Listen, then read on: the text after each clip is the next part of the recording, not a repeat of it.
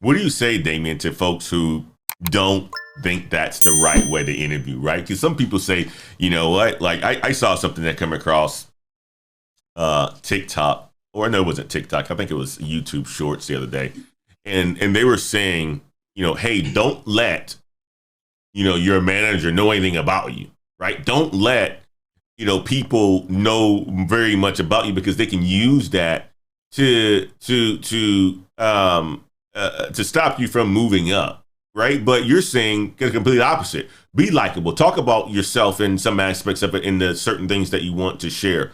I'm of the opinion that I share whatever I want to share, and I am likable. So I tell people that, no different than I come on this platform and talk to you guys about, hey, you know what? I'm a coach. I coach my kids and I coach other people, and I like to go to vineyards and drink wine, and I like to go on a boat.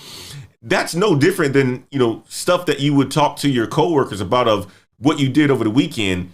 And that allows for you to be likable so that people know that you are a human. You're not just some sort of robot, and you can have conversations with multiple people. Because one of the things is in sales, a lot of it is people are going to buy from people. They're not going to buy for a specific product. They're going to buy based on how much they like you. So I love the fact that you hit on that, Damien. But what do you say to people that says, no, you don't want people to know much about you? What do you say to that? Well, if I'm going to take advice from anybody, I want to know what their motivation is, what is their success with it. If it's just Mm. somebody at the bottom barking, then you can keep on barking. So I ain't hearing it because you ain't went nowhere. You're just talking that stuff. But I'm a private person. I'm a very private person. I'll share, like I like my hobbies, but they ain't gonna know like personal stuff. Like you got, yeah, I'm a private person. I'll share, but somebody give me advice. Look into their background, see what their success is. Have they really been tested? They just Mm, talking that stuff. mm, mm, But mm. yeah, share, man. That's not a big deal. Ain't nobody gonna like you tell me I gotta. I mean, if I go golfing with my coworkers and they say I got an ugly golf swing, so what? I love it. I Not, absolutely love it. yeah. And you need to be able to have conversations with people and be able to joke because you're going to be spending a lot of time with people, right? So I am completely in agreement, Damien, that you want to share the things that you enjoy doing, and I don't mind that. And I can tell you this: I'm like, for somebody who does very well for themselves, sharing that aspect of it is important because and when you get to a certain level, and I would assume the people who are talking about not sharing this stuff, we're talking about probably low end blue collar work, whereas like warehouses and stuff like that. Not a lot of white collar, right? Where you're in the trenches with somebody by being in the office. One of the things you have to do a lot of the times is go out there on a golf course, right? Or you have to go to dinner with somebody. You're not going to just talk about business. A lot of the times you end up talking about kids, right? What your kids are doing, what your wife is doing, what project you're working on outside of work. So talking and sharing that information with people makes you more likable. And ultimately, if you're in sales, it's going to allow for you to make more money. I love it. I love it. I love it. All right, let's talk about some of the things that you 25 interviews, 300 or 130 applications. What did that lead to, Damien? Talk about what that has led to at this point in time. Well, I was supposed to get a few. I mean, don't be disappointed if these companies just flake on you. Like Mm, you'll have the HR recruiters like, yeah, they're gonna send you an offer. You don't hear nothing. Uh, mm, mm. that happened to me a few times. But yeah, I recently accepted an offer with one of the top IT physical security companies in the world, Mm, Verkada. I love it. I love it. Let's do a congratulations to that, man. No, that's absolutely fantastic. So and talk about that, right? Like companies, even though they say you're going to get hired or they have a role out there for you, some of them, in your opinion, didn't even follow through on that aspect of it after you've gone through the final rounds of the interview and they're preparing you and telling you that they're going to be sending you an offer letter, some of them still don't do it, you're saying. Oh yeah, and and then the way I operate, I don't believe shit till shit happens. Mm, So mm, mm, until it happens, it ain't happening for me. Like, I'm glad that you're saying this, but you know, I don't believe it until I see it. mm, That's just how I roll.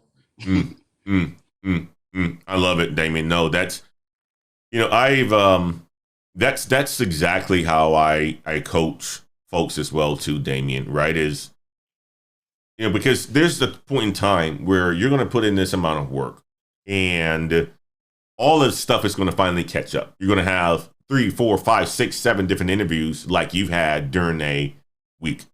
Then you're going to get offers. And you have to determine which offer is going to be best for you, right? And a lot of the times people are saying, hey, Antoine, if I already have an offer and somebody's saying they're going to send me another one, what should I do? Should I tell them I already have an offer? I'm always of the opinion of, you don't have an offer until it's absolutely signed, until you have it in your hand and it's fully executed, right? So you don't tell anybody that you already have an offer. You just go through the process and keep it under the wraps, right? And if you do sign an offer and another offer comes in, you can still have the conversation with the company. If the first offer that you signed was not the best offer for you, you can, say, you know what? I thought about this. This isn't the best role for me, so I accepted another role. Thank you so much for the opportunities that you guys have given me and so forth. There's nothing wrong with that. There's nothing wrong with doing that at all. What you hear from Damien right now is companies are doing that. They're saying to you, hey, you got this role. You don't get the paperwork. You're probably sitting here in the back thinking that you're going to get something over the weekend or within the next week or so.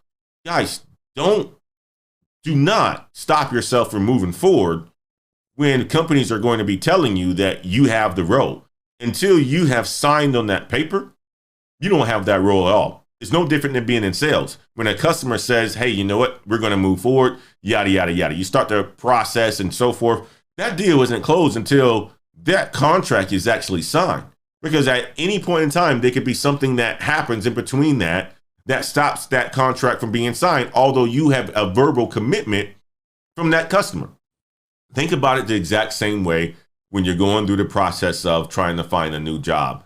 Until you have that agreement signed, you don't have that job yet. I love that you said that, Damien. Talk about some other things that you want the folks in the audience to learn or know about the whole the job hunting process, interview tips and things like that. Go ahead and hit them.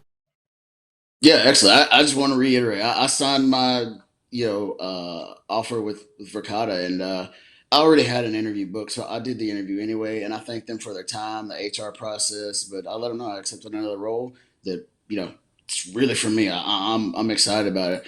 But yeah, we'll leave y'all with a little couple key things. You're gonna have to put in the work, man. It's the market is flooded, and of course there's applications or AI now that'll go out and apply for you. Well, a lot of people are using that out here. So these companies are being flooded with resumes. People ain't even qualified for the job, just flooding it. So you're gonna have to put in some work if you want to get that role.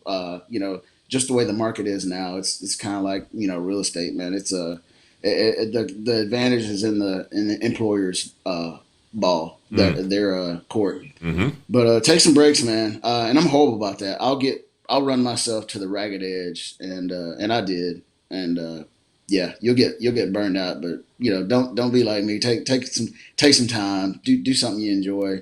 But some good news is, well, not good news, but anyway, according to layoff.fyi, there's 168,000 layoffs in tech in 2023 already.